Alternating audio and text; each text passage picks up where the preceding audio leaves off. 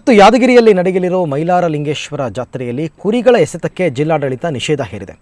ಸಂಕ್ರಾಂತಿ ಹಬ್ಬದಂದು ಎತ್ತರದ ಕಲ್ಲು ಬಂಡೆಗಳ ಮೇಲಿಂದ ದೇವರನ್ನ ಹೊತ್ತು ಬರುವ ಪಲ್ಲಕ್ಕಿ ಮೇಲೆ ಕುರಿಗಳನ್ನು ಎಸೆಯುವ ಆಚರಣೆ ಇಲ್ಲಿ ನೂರಾರು ವರ್ಷಗಳಿಂದ ಇದೆ.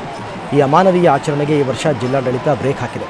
ಇವತ್ತು ಜಾತ್ರೆ ಇರೋದರಿಂದ ಭಕ್ತರು ಮತ್ತೆ ಕುರಿ ಎಸೆಯುವ ಸಾಹಸ ಮಾಡಬಹುದು ಅಂತ ಬಿಗಿ ಭದ್ರತೆ ಮಾಡಿದೆ. ಆದರೆ ಭಕ್ತರು ಮಾತ್ರ ಕುರಿಮರಿಗಳೊಂದಿಗೆ ಜಾತ್ರೆಗೆ ಆಗಮಿಸ್ತಾ ಇದ್ದಾರೆ.